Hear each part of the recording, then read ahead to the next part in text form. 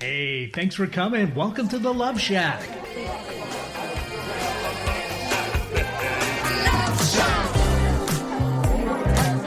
Hey, welcome to the Love Shack. It's a little old place where we get together, explore fresh perspectives, eavesdrop on juicy conversations, and uncover the mysteries that nobody talks about, but absolutely influences our relationships. If you are struggling with your special someone right now, this show is dedicated to helping you rescue your relationship and ultimately create love for a lifetime, both with yourself and others. I'm Stacey Bartley, and I'm here with my co-host and lover, Tom. You can see this guy sitting next to me if you're on video. Together for the past decade, we have been teaching and mentoring on couples from around the world with the sole purpose of helping them create and experience love for a lifetime in their relationships, both with themselves and others, using sound principles and skills. Welcome. It's so great to be here with you. And I am so excited. I'm going to beat you to the punch. I am so excited about our show today. You can hear that delightful voice in the background there. We have an incredible guest. Wait a minute. Today. Now you're stealing my thunder, ladies and gentlemen. You know, I don't get many opportunities to speak, but I'm going to butt in. Thank you for joining us inside the Love Shack. You know, I always appreciate you gifting some of your most precious resource, which is time. And I'm always highly coached to not spoil it, but I will share with you, our guest is coming from not arguably, one of our most favorite cities let's just own that, world. Babe. You and me, our favorite place in the world. Yes. So we got to come back after the break to find out where our guest is from, but we truly are blessed and grateful to have incredible guests from all around the world. A couple episodes back, we had what was our gentleman Australia, from Australia? Yes, Eric. So that's all I can say. That's all I'm allowed to say. Otherwise, I catch a lot of grief after the show. No, just kidding.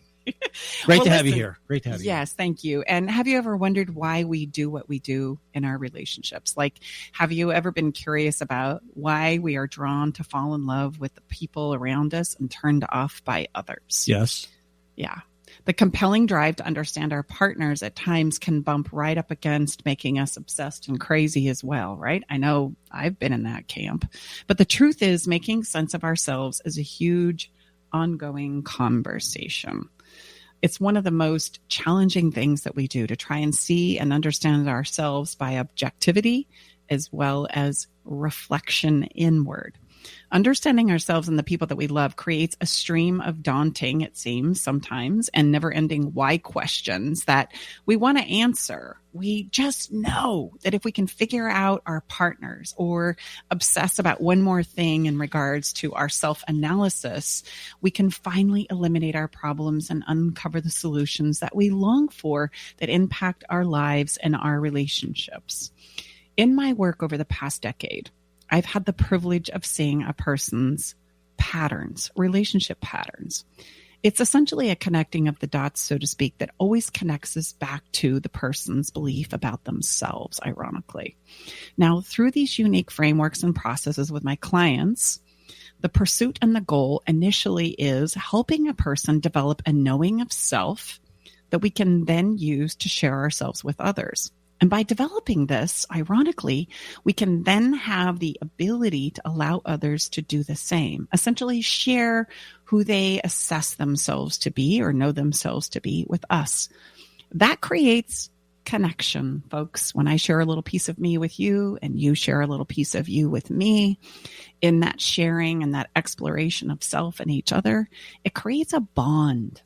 It creates something where with enough of that sharing, we go, hey, I think I like you. I think I get you. I think that you and I, we can fall in love and we can make a life together. How about it?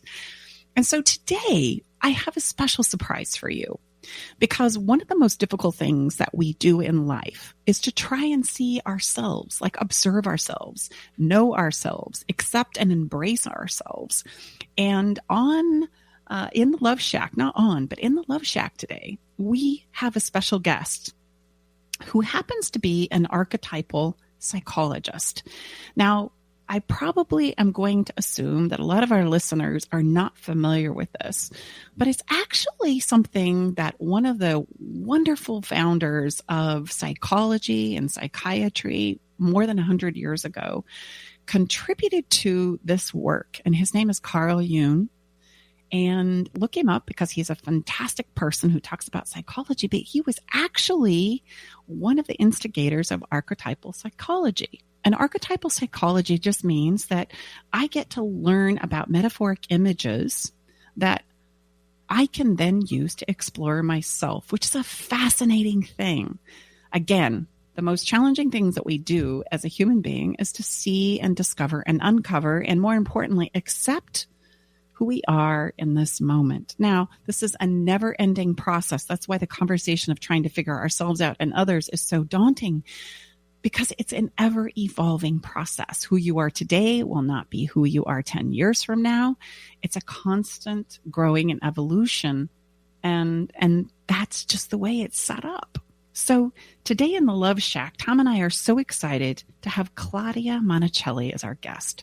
Claudia is indeed an archetypal psychologist.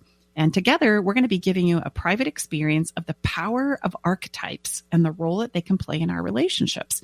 Claudia is also going to be sharing her knowledge about Tom and I. Like, she's going to assess us archetypally, both as individuals and as a couple. We have no idea what she's going to say and how this is going to go. Ladies and gentlemen, we are taking it for the team.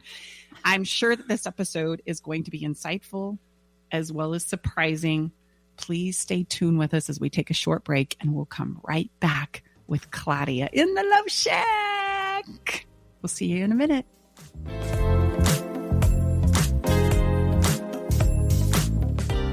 Hi, this is Liz. I launched thebombbox.com after surviving 4 cancers over 8 years. You heard that right, 4 cancers, 8 years.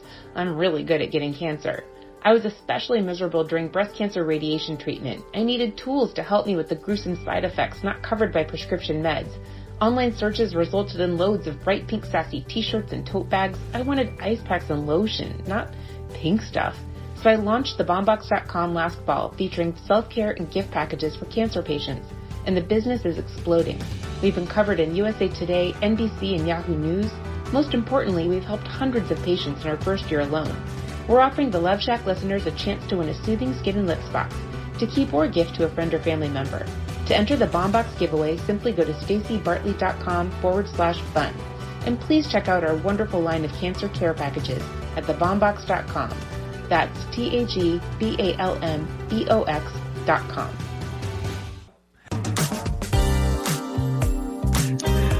Welcome back. Welcome back inside the Love Shack. We are stoked because we have another international guest, and we are going to share her with you all right now as we jump into the heart of the matter, and Stacy and I are going to be the guinea pigs. Oh, yeah, that's correct. Claudia is not only an archetypal psychologist, she's also quite an extensive background in education. She's a published author. She's an interpreter, a professor. I have to have lots of comma here.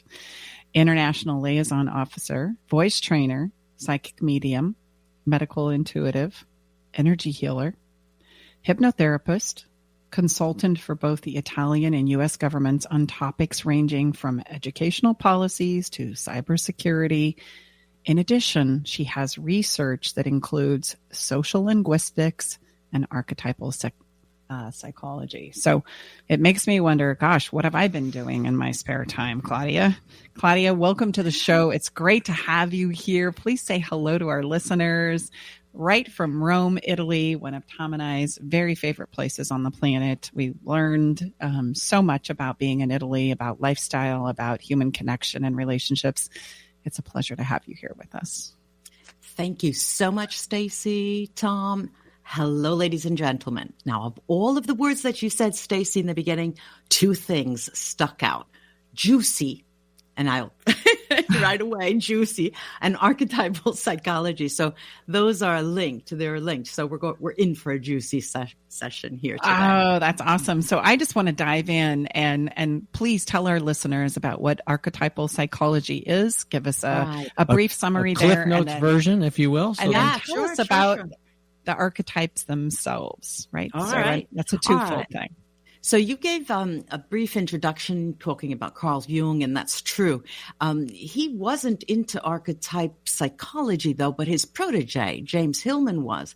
And it's interesting because James Hillman was an American, and he became then the first president of the Carl Jung Institute in Zurich. And he was from Atlantic City, New Jersey. Of all things. My favorite city. Now, what's interesting about this is, well, first of all, what's an archetype? You know, I could say, hey, Tom, boy, you look like a hero today. And you'd know what I was talking about. But if I said to you, you look like the last man in the world, or a hobo, or a wreck, you would know what I was talking about. So if I said to Stacy, today you're a goddess. But if I said you look like a bag lady, you'd know which was positive and which was negative, right? Right. So what I did, I thought, instead of using so many words, I thought I'd use both of you as guinea pigs, as a couple, and sort of show how I use that in my therapeutic sessions with my clients. So when I work with clients, whether they're single or whether they come in as a couple, I have a four-pronged system that I use, 4 different readings of archetypes, of their archetypes. One as a couple together, if they come in as a couple. If they're single, I use the reading as a person they usually gravitate towards. Then the overarching archetype, you know, when you're born, there's something that you carry with you. There is the prince. The prince is always a prince. He has his negative days, but a prince is a prince, right? And then there's a reading that I use for hobbies, what you emerge as, what archetype you emerge as when you work with your passions. And then the last, the juiciest, is transgressions, how you act in the bedroom, if you ever go there. Or we could use that in a different way. When you transgress, when you break the law, when no one's watching, what do you do? How do you emerge? So now you first have to tell everybody, this is the first time we've met, right? Both of you? Tom. Yeah. Tom. No, I know. Stacy and I, we've spoken before. Right. That's right. Okay. So I'll start by saying, let's use the major overarching influence that both of you have. And for Stacy, you come out as a servant. Now, it's not the typical servant that we know, because the servant is one who serves others to the exclusion of themselves, right? They serve others and not themselves. And the servant archetype gets a lot of support from society, from religion, because the religious institutions always talk about people who serve. And there's a belief that service helps to build character, okay? But this is true, and there's a difference between service to others and the servitude that you carry out. Service is giving time to others and others in need. And the reward is knowledge that you're doing a good thing. And servitude is doing for others in hopes that they will praise and acknowledge you. So one is unconditional, done for unconditional love. The other is not. Tom, you come out as a gossip, which made me laugh because he's laughing. Wow, honey, a gossip. He's laughing, folks. All right, so the gossip, the light side to this archetype is that they awaken consideration for the feelings of others. They're very sensitive, really, and they honor trust. But then there's the shadow side, and the shadow side is a person who thrives on passing on private information or secret information, sort of betraying confidence, talking about somebody behind their backs. And it's interesting that it has the two sides. But why I do this right away, keep this in mind, what I just said. Now I'm going to go to the couple. All right. Well, now, Claudia, I just want to point out right here that people who are watching this or hearing this in this moment, you've never met Tom. Like you met Tom about, I don't know, maybe 20 minutes ago, and very briefly for maybe 30 or 60 seconds. Okay. Claudia and I have had the privilege and honor of like spending some time together, but not Tom. And so I loved what you said when you said, oh, I was surprised by, okay, the archetype that comes to mind is the gossip. Okay. Now I want to lend some credibility to this because this is so incredible. Not only from just a standpoint of just meeting, but I would love for you to tell us, before you go into us as a couple, tell us about archetypal psychology. Like what are the archetypes? What are our options? And tell us about maybe the little influences of each. And I hope that for our listeners who are listening, that you are going to start to go, oh my gosh, that's me. Oh my gosh, that's what I do. Oh my gosh, holy cow, that's my partner. That's my daughter. That's my mother. That's my father. So if you could just give us a brief synopsis, and then we'll jump into what it is we are as a couple. And then we have some questions for you as well. Okay. Well, there are as many archetypes as there are almost people. Wow. Now, you'll scan the internet and you'll see there are 12 major archetypes, or people will talk about the tarot. There are, there's the fool, and it goes on to the high priestess and all of that. But there are so many other archetypes. We've all heard of the warrior archetype, the hero, there's plenty. But if I say to you, let me give you an idea. About 3 months ago, I carried out a brief study with my YouTube channel followers. And I said, give me your first names, and then I'll put you in a class of, archetypally speaking, who takes on one archetype and who takes on another. And it's not a relationship couple. It wasn't a romantic. It could be a mother, father, could be a daughter, son, or work partnership, And while I was doing this, everybody just starts, oh my God, yes, that's true. How could you do that? But what I wanted to say in that study, that brief time, I categorized it, and I saw that there were some archetype couples that were the most popular. And what is interesting is that you both come out as that. There's the king and the maiden. Now, I'm going to tell you about them because most in couples, that was the most frequent. And I'll give you another idea. For example, another couple that's quite unique as a couple, unique in the sense that there are not many that gravitate to each other like that. Everyone knows what a ladies' man is, right? A ladies' man, the ladies love a ladies' man, right? Unless you're married to a ladies' man. And the couple is a ladies' man and the femme fatale. And you wouldn't think that those two could stay together. But what happens is, Tell us what a femme fatale is. Well, the femme fatale is a woman who uses her sexuality to get whatever she wants. Mm-hmm. She has power in her sexuality, which is a double-edged sword because it can make or break relationships anywhere, unless she's married to this ladies' man, because the ladies' man really needs to learn to take responsibility for his action. And the femme fatale understands him. They both like their free time. So there is no codependency there. And when he needs reassuring, she's there for him, and vice versa. And it's fascinating. That I didn't expect as a long-term relationship.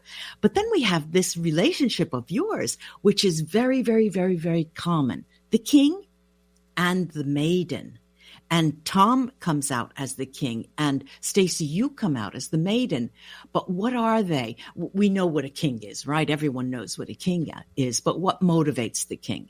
He wants self-esteem and self-respect, right? And what motivates the maiden is she wants safety and she wants security. Now, his challenge in his life is that in order for him to change, he needs to be vulnerable. And sometimes a tragic event will make him change. But the maiden can't help him do that. She can't help. She is his property, but she won't allow him to change. She's not going to be the motivator or the catalyst. She can help him relax and see the beauty in the world, for example. But her naive nature will always, always bring out the king in him full force. She's his responsibility and she's under his control. She's spontaneous. She's adventurous at times, almost always. And she can show that king a really good time if they travel. The key is travel here. And he may not be too demanding with her at first. She's so easygoing. She's innocent, and she won't challenge him outright in front of anyone. And he tries to protect her from the outside world and the harshness of life. But her challenge is that she needs to stand on her own 2 feet. But the king doesn't want to teach her self-reliability, because then his role is lost. What she does is make him feel young again when he's around her, and he enjoys showing her off. She's his possession, and he doesn't think she could live without him. But she's more resourceful than he thinks. Of course, she looks up to him. He's the rock in her life and her personal defender. But they clash if he lets down his guard and isn't there for her when she needs him. And after a while, his demands could change her, and she becomes harsh and jaded. And he stands there scratching his head thinking, what happened to the sweet woman I married, if they're married? And eventually she'll learn to stand on her own 2 feet. And then it's anyone's guess how that develops, because if the roles shift so much, unless they recognize that, that's when they come into a session with me, and then I show them that, and we see how the maiden can easily slide into the queen's role for a party, for example, because she knows it's only one night. It's only one-off. It's a one-off situation. It's fascinating because when we talk, I'm not pointing to what Stacy does and what Tom does, but they see it almost as if it were a game. People laugh, and they laugh quite a bit. They're laughing at themselves. And it's what archetype psychology does is it gives you something to look at outwardly, knowing that these images are recognizable universally. And it involves a sort of coming to terms right away with the difficulties in your life and the issues that you have as a couple. Mm-hmm. And it's easier to work with that way, I find. Yeah. Oh, that's great. So you've given us a lot of insight from your perspective. Maybe it would be helpful for our listeners, as well as very rewarding for ourselves, babe, to say, okay, here's where I resonate. Here's where I absolutely identify as the maiden. Sure. And here's where I identify as the king. Well, I just want to let everyone know, starting next week, you will have I will be the king of the show, ladies and gentlemen. No longer am I going to be the guide from the side. Thank you so much, Claudia. I've been wanting to express my wings on this show, and I never get a chance to talk. Stay tuned for the Tom Bartley Hour starting next week. The show will be renamed. She has learned to step on her own 2 feet, huh? Yeah. And that's my question is going to be, oh my gosh, okay, so tell me about the party. Tell me about when the maiden throws the party, but we'll get there in a moment. Very much I can relate to being the maiden. I think that's very much a place where I have come from, especially in my past relationships. And one of the things that I want to point out here is that archetypes can be a place where we carry the energy of an archetype, even though it's evolving and it's changing. And there have been many, many relationships. In fact, in my new book that's coming out, I'm going to reveal it all. I'm going to tell it all. You're going to be able to see my relationship history there and what it is that has taken me to this point in time. But absolutely what Claudia is saying about the archetype of being the maiden is very much a place where I have come from.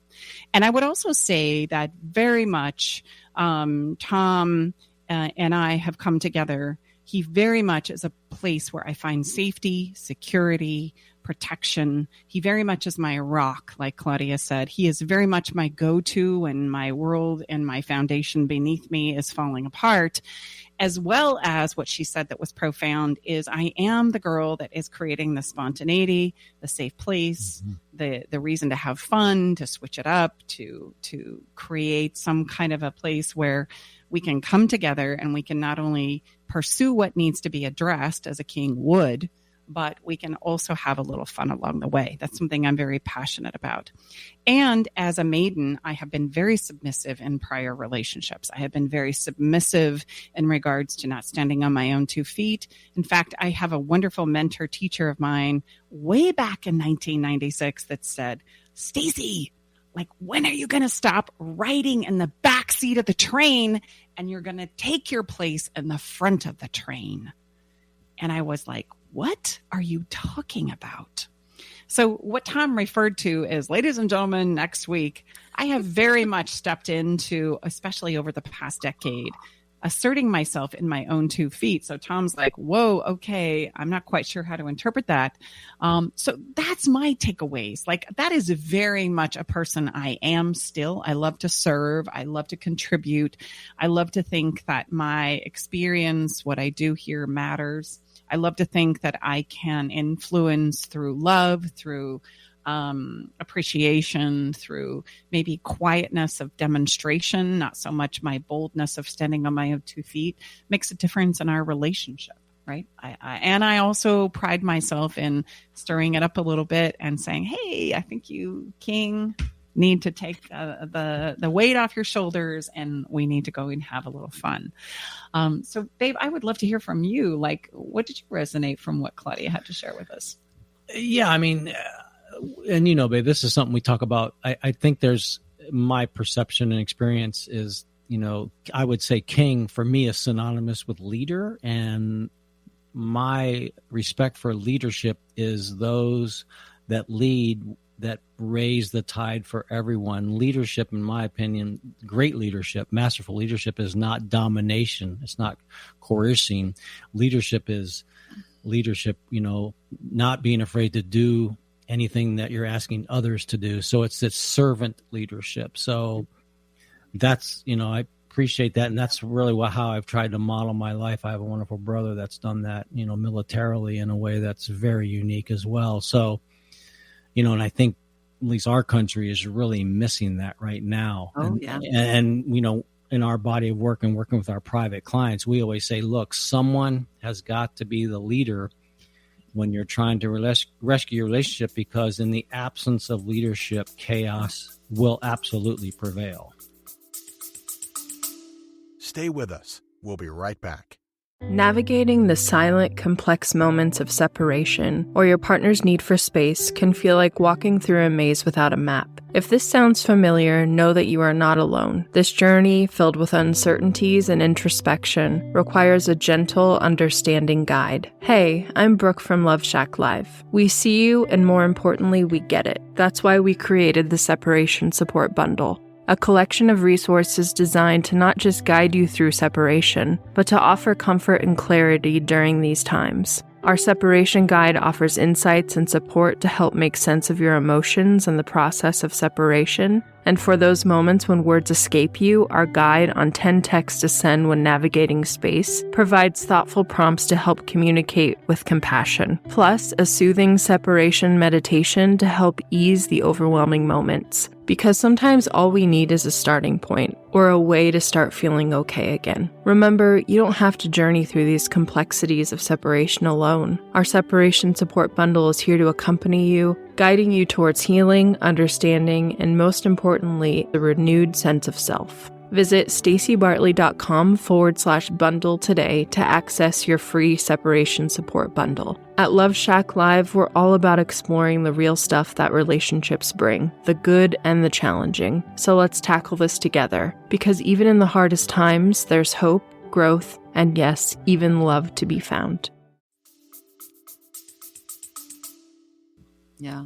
Well, you know, there are interesting cases too. In this case, there is the king and the maiden, but there are cases just like I mentioned before the femme fatale and the ladies' man, where they act as switch. They take once the dominant and once the submissive, and they have a very delicate balance between them. And in your case, it's slightly different. There is the rock, and then there is the maiden. You see, so it's interesting. You talk about the dynamism, and I don't like to use the word power structure, but it is to a certain degree, you do have to talk about power in relationships, because to be able to lead, you have to take the power. You have to take that step, and it's interesting. It's interesting that you mentioned leadership, actually. Yeah. And let's talk about power for a minute. Oftentimes this is either something that we're hell-bent on taking and removing from others, and feeling like we can't step into our power because that would really threaten or undermine or compromise the person who is trying to assert that power. First of all, I want our listeners to hear power is not a bad thing. Like, we all want to step into our power. And one of the things that Tom and I pride ourselves in our relationship is that in any given circumstance, one will assume the power or the other will assume the power. And over the decades that we've been together, we've become very accustomed as to who is the proficient one in such and such a circumstance. And one of us will default to the knowing or the experience or the knowledge, right? Or maybe the lack of understanding of this particular situation. And hey, honey, you take this one because you have more experience, you have more knowledge, you have more ability to navigate us through this. And I very much see Tom and I now in our relationship as this role reversal and switch of power, right? Where we don't feel threatened by each other's power, but I would say very much the two of us step into our power and at times will assert our power. And ironically, Claudia, I just want to say, and I'd love your thoughts on this, I remember the exact moment that I fell in love with Tom. And the exact moment that I fell in love with Tom, because I knew that I could be a maiden and a pleaser. But there was a point in time in my life, too, where I very much became I'm not putting up with this anymore. And there were things that I did in my life in trying to assert my power and own my power and find a place of balance inside of my own personal power, where I would take advantage of people in my life. Yeah. Like, for example, I would draw men home and I would say, I'm going to have my way with you because I'm not going to be taken advantage of anymore. And I would have my way with them, and I would literally throw them out and say, don't call me, don't text me. Thank you so much for your service and helping me assert my power and know what that feels like. And then there was a moment where I was like, well, that's not who I want to be. That's not what I'm about. That's not congruent with who I am. And I was like, okay, you gotta fix that, right? And in our work, we talk about learning by contrast of our experiences, and oftentimes we swing hard to the other side, trying to figure out us, like a place of balance within inside of ourselves. So when did you fall in love with me? So I fell in love with Tom, right? Thank you. I fell in love with Tom because I'd had relationships at that point in time where I could run over men. Like, I could be so powerful when I stepped into my power that I would run over them. And I realized that didn't make me happy either. Having my way with people wasn't necessarily what brought me joy. And there was a moment in time where Tom can be very adaptive. He can be very opinionated, but he can also be very supportive. He creates this incredible, safe, secure place with people who are around him. And he has ability to just kind of sit with it. He has a strength that he sits in by just sitting at the table. The king. The king. And he very much, yes. And he very much has the secure place that he creates. And so in trying to figure out if I'm safe here, like, can I overrun this? Can he handle me? If I were to step out and be bold and be truly who I am, could he really take this on? And it was a moment in time where we were actually in a bit of conflict. And he said to me, Stacy, you sit down right now. We're going to figure this out right now. And I remember kind of sliding into my chair and going, oh my gosh, I think I love you. Like, okay, I'm safe here. I can do this. Because up to that point in time, he had been very congenial, very supportive, very encouraging, etc. But can he put me in my place? Yeah. when I need to be put in my place. You know what as you were talking, it made me think of, because you're talking about power, right? And the dynamism between the dynamic development. What's interesting, if you think about, you've probably heard of game theory before, game theory.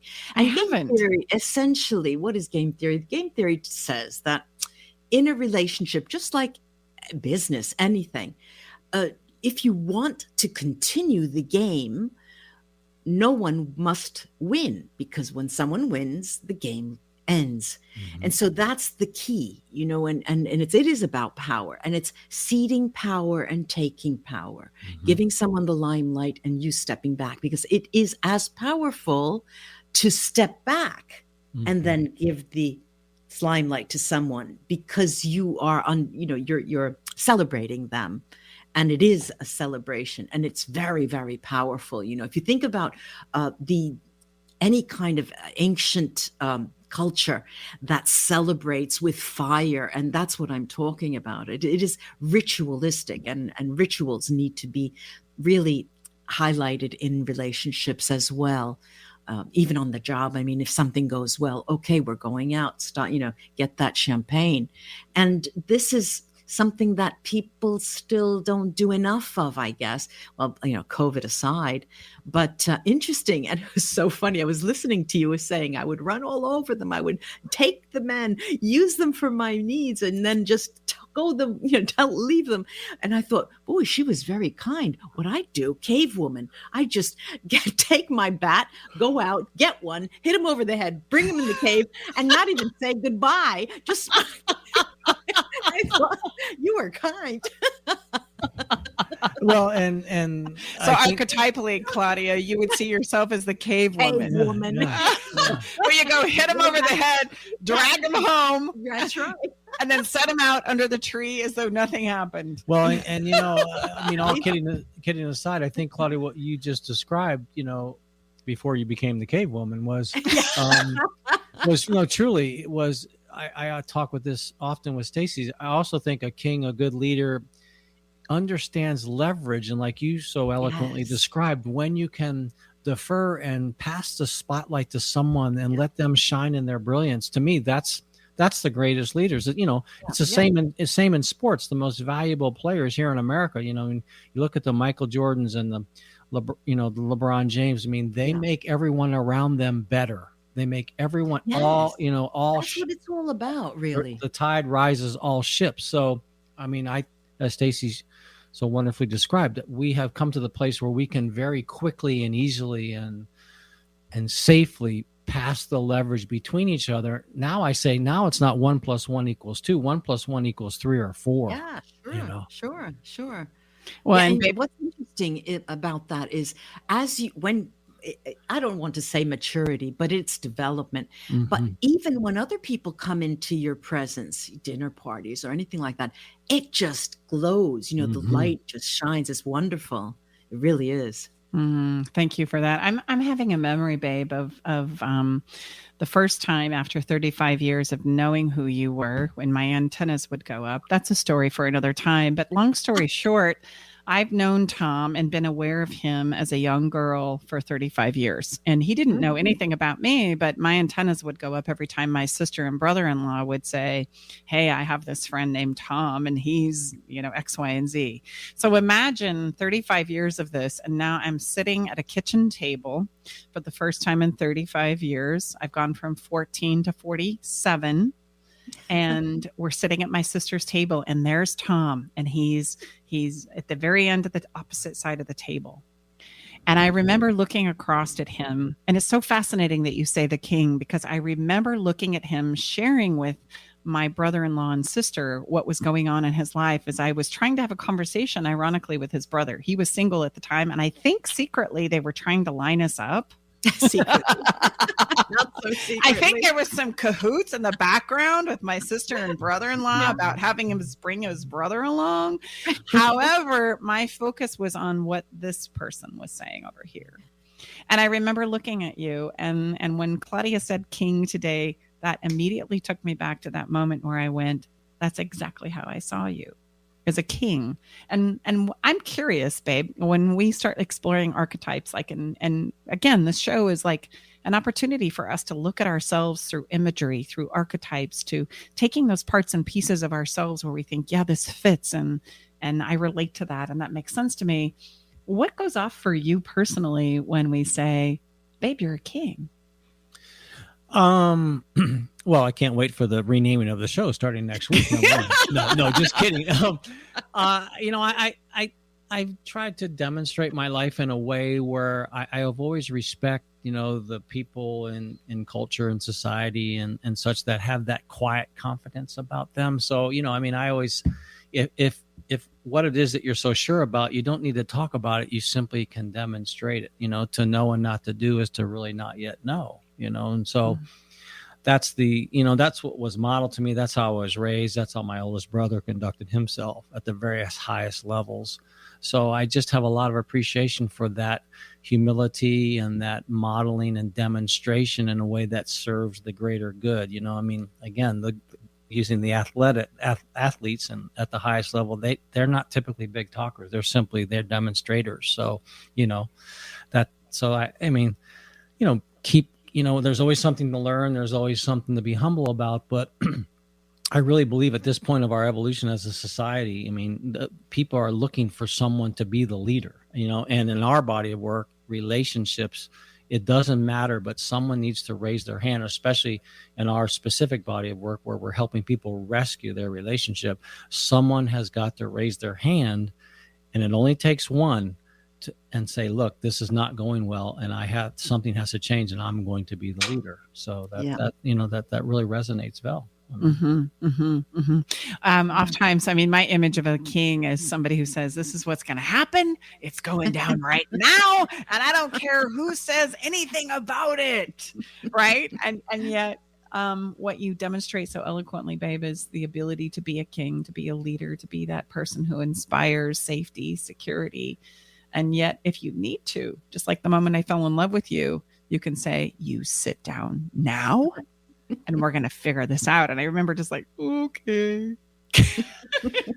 Yeah, well, again, studying, look at the martial arts. That's the same thing. The greatest martial artists, they don't ever use their craft. It's the essence and the aura of who they are is all that's needed. Certainly, yes, there is a time. If you have to defend your life or your family's life, absolutely. But by and large, that typically never happens because of your aura and your essence.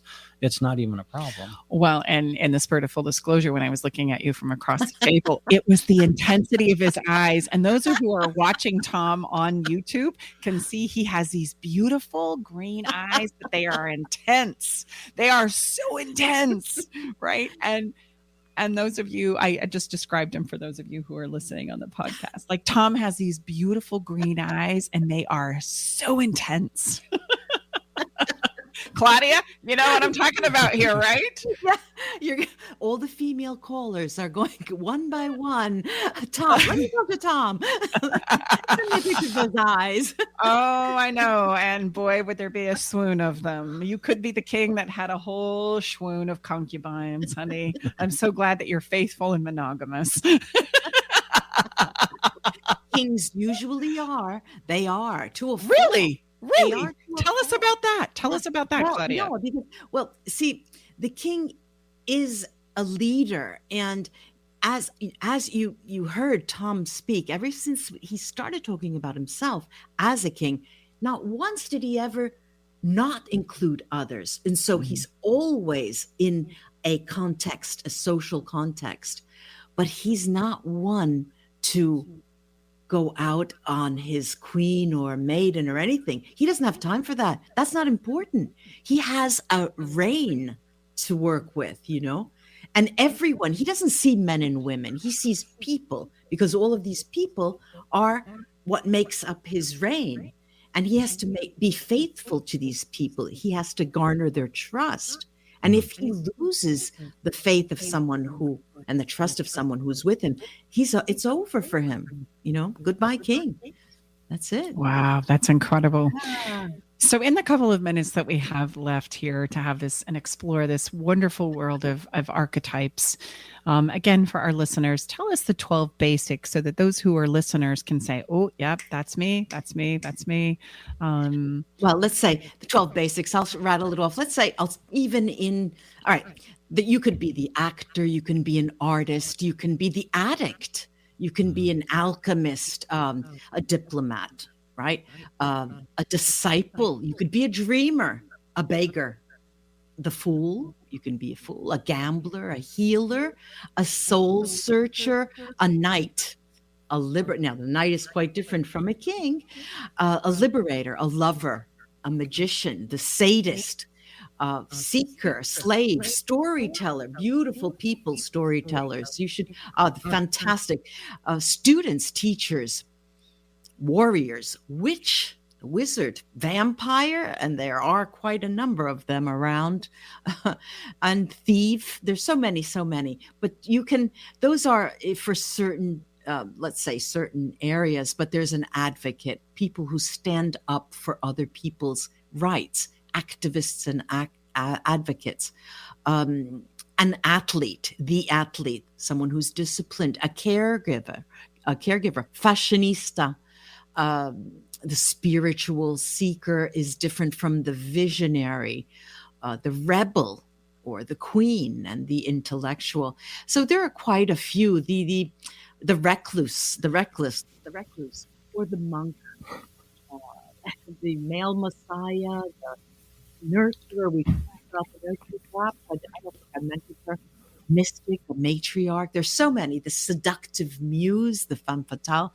It's endless, and every season, every time has its own, because we now talk of, let's say, from cybernetics, there are different titles to people depending on, Disney has created so many different types of archetypes, and that didn't exist even just 50 years ago. And the media are really giving us a taste of superpowers of what children look at, and women and men, young children and young boys and young girls. And it's interesting to see the heroes that the media plays to for boys, and the heroines. I don't even know if we can call them heroines. The images, the representation of young females for the girls.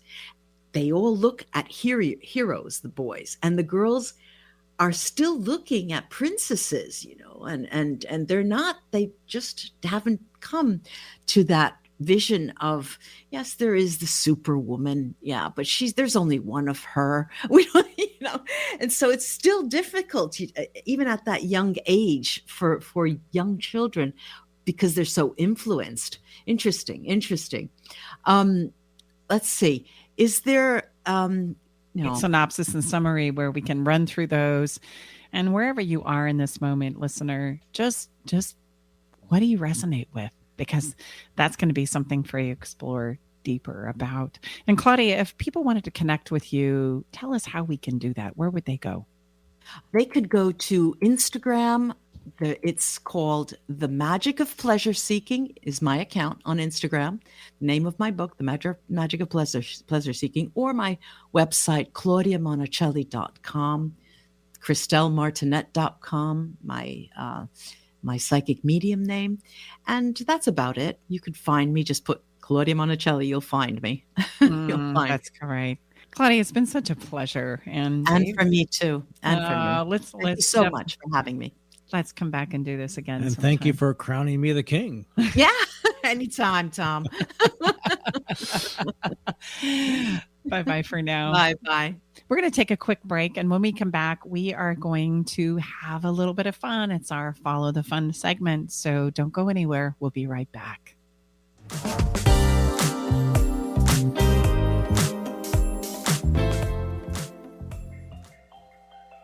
I met Stacy and Tom about 2 years ago. I was at a point in my relationship where I was ready to file for divorce. Not that I wanted to, but I just felt hopeless and helpless. I'd been through other counseling and coaching and didn't find any success. With Stacy and Tom's methods, I was able to eliminate insecurities, set boundaries, plant my flag, eliminate rabbit holing. I was separated from my wife for a year, and I have since moved back home for the last 6 months now. I still refer back to a lot of the teaching that Stacy and Tom provided, and it's helped me. It's well worth it. Learn the simple 3-step system to rescue your struggling relationship by registering for Stacy's brand new free workshop. Reserve your seat by going to stacybartley.com/workshop.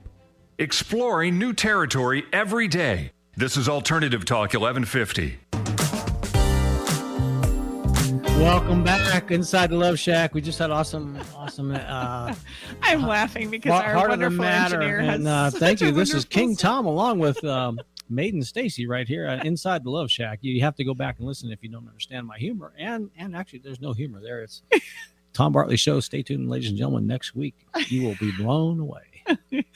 Let's jump into Follow a the little fun. bit of fun. Yeah, let's follow the fun right now. And my suggestion for you is, sometimes we miss a break in the middle of the day. We get so, especially here in the States, we get so into the workday. The kids getting picked up or dealing with homework and school and et cetera, it can go on and on. The list is great. So I want to invite you to find a place where you can pause and pack a picnic, like meet for lunch. Remember when we used to do that, like actually take a break from lunch and not like try and do it at our desk or try and do it while we're doing other things.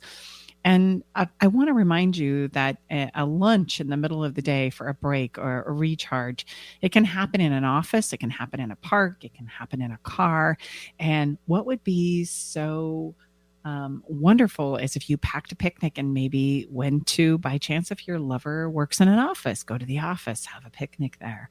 Or maybe you meet out on site at a park or in the car, like I just suggested, right?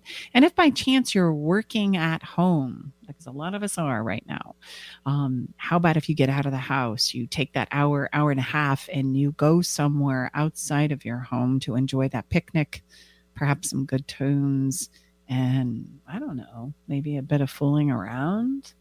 Hands down, I guarantee you that if you will gift yourself that break in the middle of your day, you will feel good vibes for the rest of the afternoon. Speaking of good vibes, that takes us right in. Nicely set up, Mrs. Bartley. Nicely set up, too. This is the... So when are you going to... Wait, what are you going to take me out to lunch, King?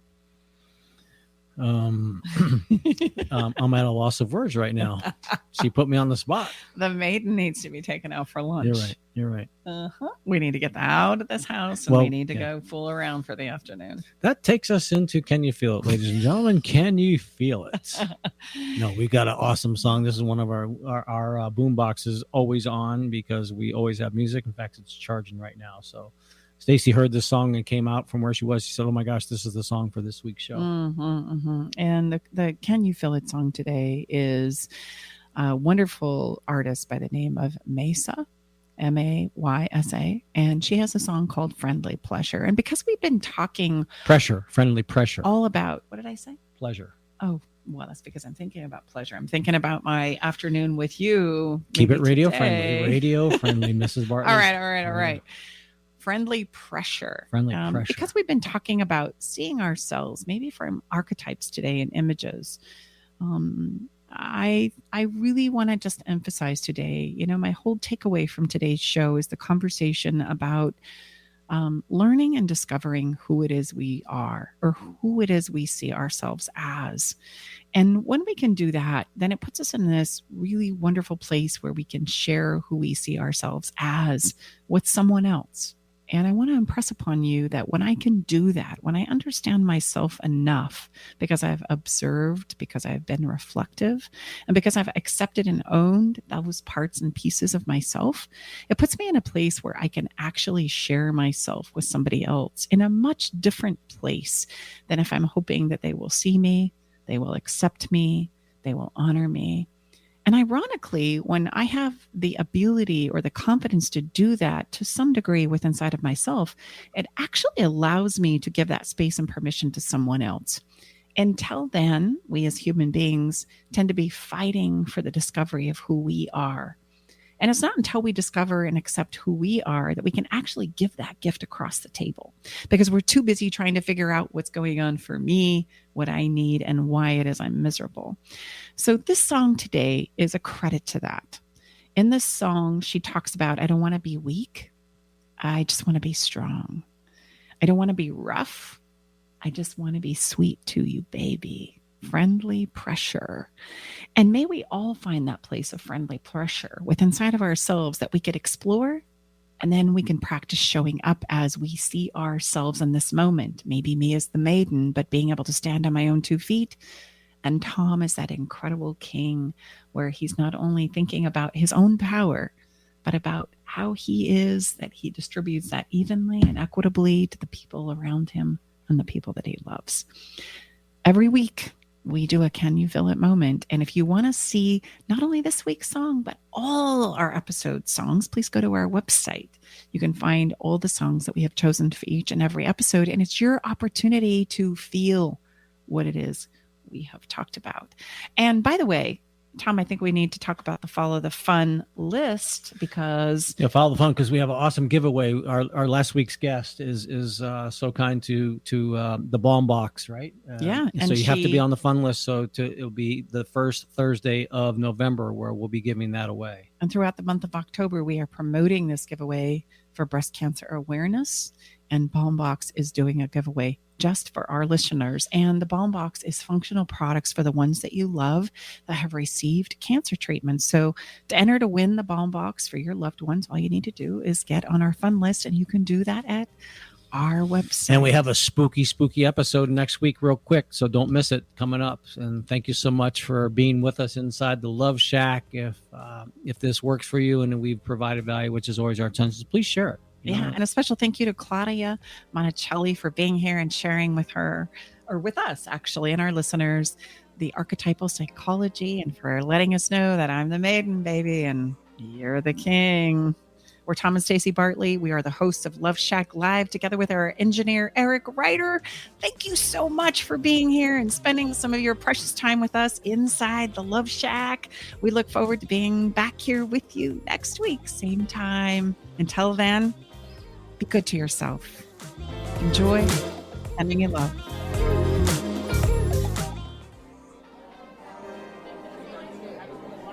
Thanks for joining us today in the Love Shack. We hope you came away with something that made your toes tingle. To learn more about everything you heard on today's show, go to staceybartley.com/podcast. Love the show? Help us spread the love by sharing the show with others.